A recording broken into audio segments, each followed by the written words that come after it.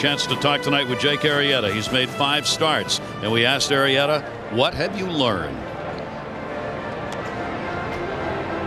I think just not trying to be too fine with my stuff has really been the key. I think I've been doing that a little bit too much, giving a lot of these hitters a little too much credit. Granted, they are all very good hitters. You don't have to be perfect, like I feel like I do at times.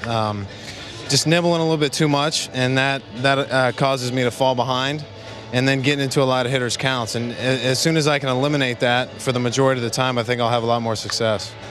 Anything surprise you in particular early on here that you didn't expect at this level? Well, I think the biggest surprise is that how quickly things can escalate if you don't, bear down and make pitches when you have to. A walk mixed in with a couple base hits and then a home run, before you know it, it's 3 or 4 to nothing. So just being able to slow the game down when you need to is a huge key for me right now, and trying to eliminate that big inning. Jake, what does that mean? Because we hear that so often, slowing the ball game down.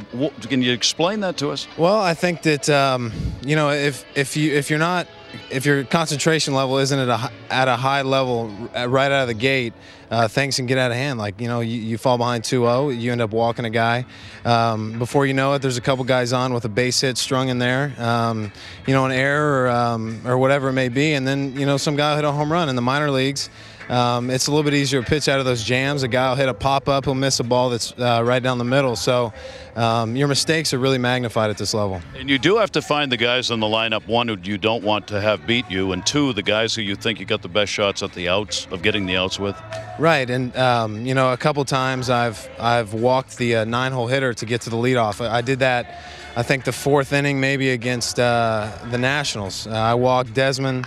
I think it's Desmond to get to Niger, and he gets a base hit, and then you're facing the 2, 3, 4 hole with no outs, two guys on base. So in order to be successful, I got to get the guys out you're supposed to get out. How difficult is it coming up and seeing a group of players? I mean, you know them by name, but now you've got to know them by what they are as hitters. How much time are you spending on that? Watching video on other teams.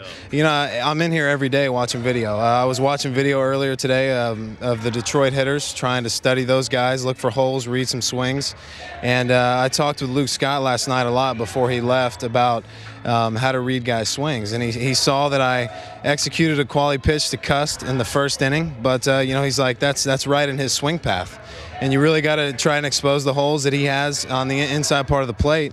And I did that the next 2 at-bats that he came up and was able to get him out both times. Jake, is there any particular pitcher of any sort at any level that you kind of emulate yourself after, or you looked up to and kind of said, I want to throw like that? Well, 2 guys that I watched at a young age were Clemens and Nolan Ryan. I just love their confidence, the way they carry themselves on the mound. They were students of the game. They had all the talent in the world, but they watched video. They really studied hitters, and I feel like that's the type of player I need to be. And I work hard every day to one day hopefully be like one of those guys. Are you a fan of baseball? And I don't mean that derogatorily, but there are some players who have not been fans growing up in any particular way. Others have followed the game real closely. How about you? I followed it pretty closely from a young age. I wasn't necessarily a fan of certain teams, but I had my favorite players, and I'd stick with them throughout the whole season, try and watch every one of their outings.